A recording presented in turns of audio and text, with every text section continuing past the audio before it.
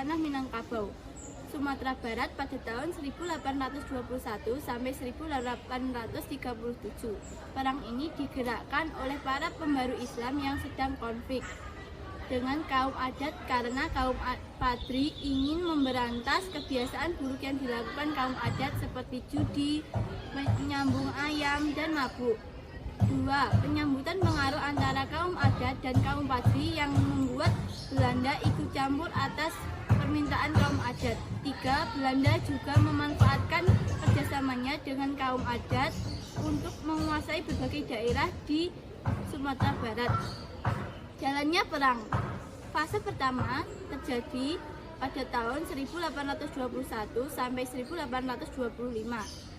Pertama, pada fase pertama dimulai gerakan kaum Padri menyerang pos-pos dan pencegatan terhadap patroli-patroli Belanda.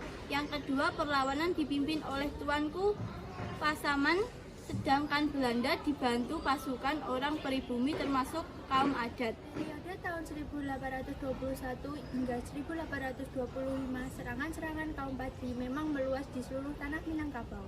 Karena merasa kewalahan dalam melawan kaum Padri, maka Belanda mengambil strategi damai.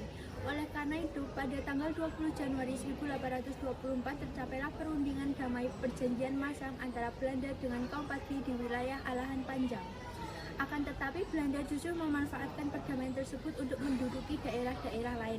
Kemudian Belanda juga memaksa Tuanku Mensiangan untuk berunding tetapi ditolak. Akhirnya Tuanku Mensiangan ditangkap.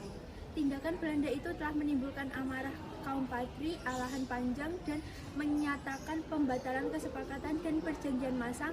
Dengan demikian perlawanan kaum Padri masih terus berlangsung di berbagai tempat. Pada fase kedua tahun 1825 sampai 1830, pada tanggal 15 November 1825 ditandatangani Perjanjian Padang. Isi Perjanjian Padang itu antara lain: 1. Belanda mengakui kekuasaan pemimpin Padri di Batu Sangkar, Sarwaso, Padang Gubuk Sigandang, Agam, Bukit Tinggi, dan menjamin pelaksanaan sistem agama di daerahnya. Kedua belah pihak tidak akan saling menyerang. 3. Kedua pihak akan melindungi pedagang dan orang-orang yang sedang melakukan perjalanan. Keempat, secara bertahap Belanda akan melarang praktik adu ayam. Fase ketiga terjadi pada tahun 1830 sampai 1938.